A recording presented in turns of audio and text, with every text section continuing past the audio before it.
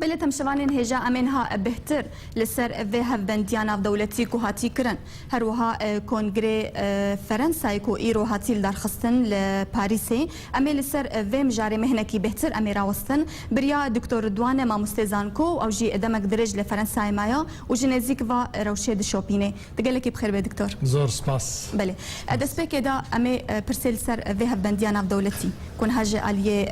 ناف دولتی تکرن اج علی خوبتی چاوت خوینه کو وداویه روسیا رایا خو بوی اوای داخویا کرن روسيا فرنسا روسیا بله بوهره روسیا بري هرشتي سباس استخوازم اف بيفينا ما هنا كش قالبي شكلي دركبه بله قالك تشتنا استخوازم وقت قوت وكسك جنزيك روشيت شوبين وقت دجي دمك دريجي فرنسا ما از وقت دجي ميجوا هت بايوانديا كرداو وفرنسيا كما بيجي بيجن اجي نافدبو ما جنيزفي نزيف شوبان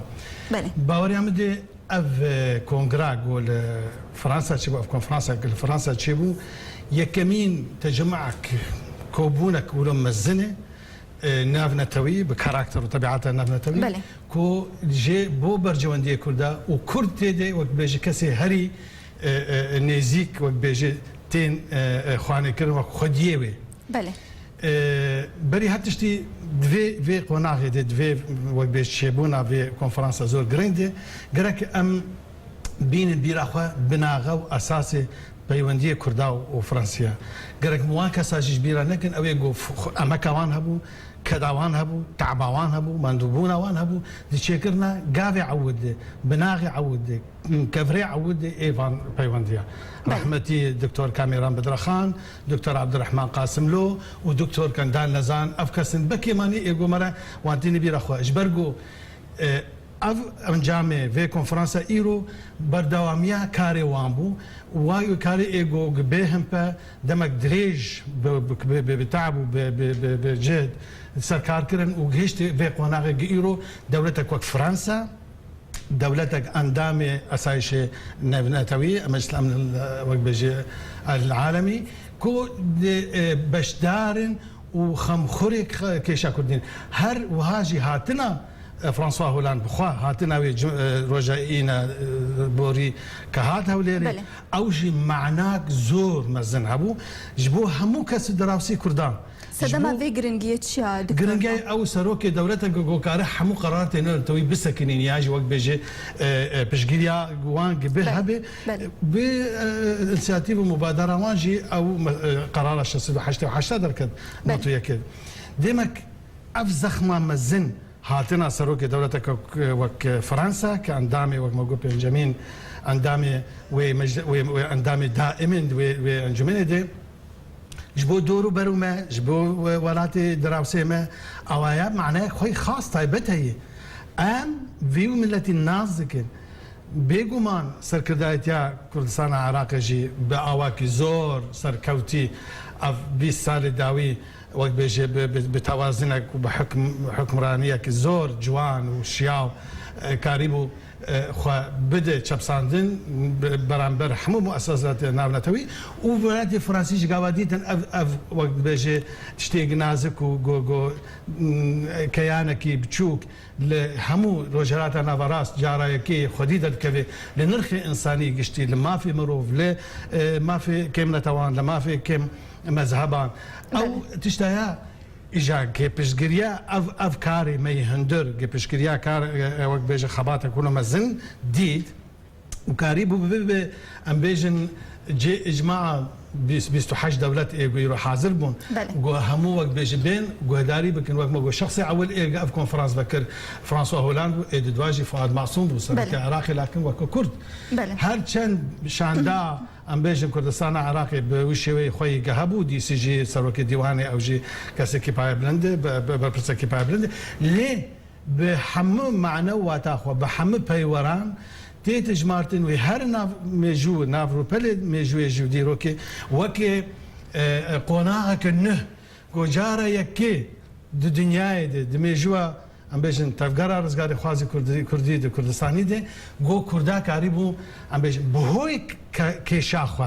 بله بهبونا خو وك عنصر كفاعل لناب معادله سياسيه دارمه دي كريم بو ببن بابتا اهتمام وبايخدانا فان ولا تاقشتكي واقو جبو دجمني وان وقت شغا كت شعبي وان او كسانه ايغو ديتن فرانسوا هولاند وك ياكي كسكي آماده بونا في كونفرانس كل وقت وي كيم تنا هاج بغداد وقت ديت روجا دي شمي ايرو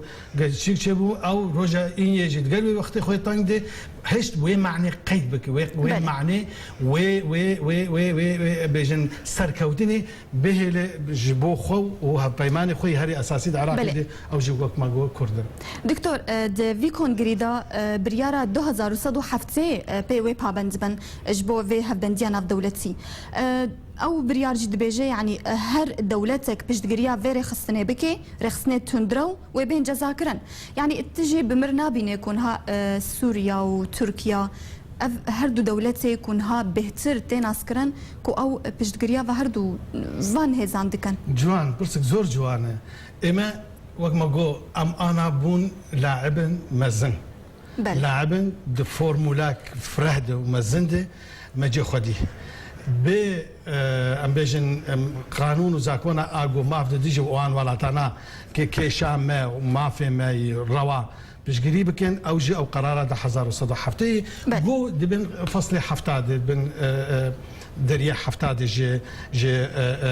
ميثاق الامم المتحده هاتي در خصن وك جو ما في دي شر تيرور بكرن ببيجو دس نشانكرنا جي وزمان وكات جي وكات ديمك اما أباهن قزنجك يك جار مزنه جار أول دي روكا كردان دي جو أو بونه شريك كيشا كردي بري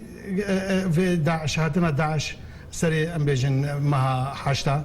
وبيشتوي يعني شو قاسي مراي لخلكي جيربو كتبو بله شو قاسي اوان شو باور بون وكي كرد كسك بيش غريا هناك كرد كارن وقت بيجي وان بوان سلاح بدس خستمان جموسري كاربن كرد بيشين وبيشكين او معادله هات قلباندن وقت بيجي صدا صد وحشتي درجه هات وهرتن وحتى جناب سروكجي اما جا بكر بهاتنا برز فرانسوا هولاند قلت بسايا وان تشكو وعتادي قوة شاندن دفعة أول قوة شانج بوهولير أو معادلة ما كر بيجو هرتن وبيجي أو شريكتي أو هف بيمانا قلنا بأواكي بنفسان دنجيبو يعني بيجن حسكرنك فرانسوا هولاند جميج هي تبيرامي حر عيدي نوروزي حر ججني نوروزي أوي نامش تقريبا حمو كردار الشام ما تسر ادريسا مال اخوي متواضع زي دي جارك من بيجي ناميوي ودقت وبيروز بايا حمو كردار كجلو او كاتي خودي بري بسر كومارجي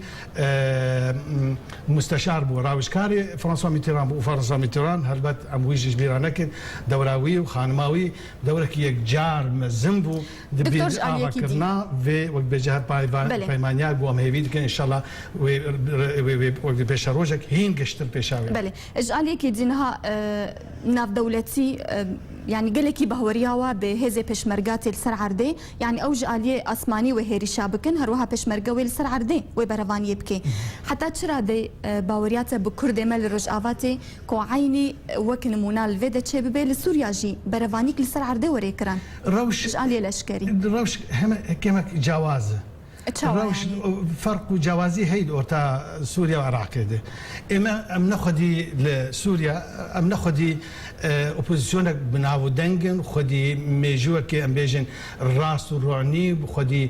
خدي أم بيجن دست كوتنن أم كاربن دل دوستا بي خوش بكون دل جمنا بي رش بكونوا بيشين أم ناخدي وان دست كوتنانا إما أم جي وقت مثلا أنا كسي بارتي كردي بهمو جماعة خو إيجو إيرود ناو أنا كسيدني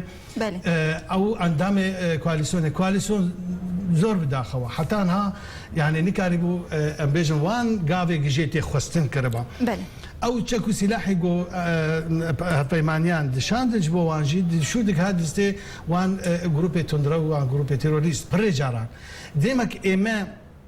نه سبب نه ام کردن بدرجه که البته ام پرچه که جوان اوی سر دست بون زال بون لسر ام بجن بریار سیاسی کوالیسیونی اون ایگو محاسبه وان بگیرن اون گو هشتن ام بجن رولا کردات دید لواز به اون گو هشتن ام بجن نفسک ده حناسه ده بدن شورش سوری کاری بجی خوب او که سروشتی دناب رفع دموکراسی ده بگیرن اما ام دیچون از بخواه با که تزانه اصلا نیو که نونره تفکر کردی بون ده نرچه کنفرانس انطاليا ام تشون كل برسا عوج اجمد قوتن هون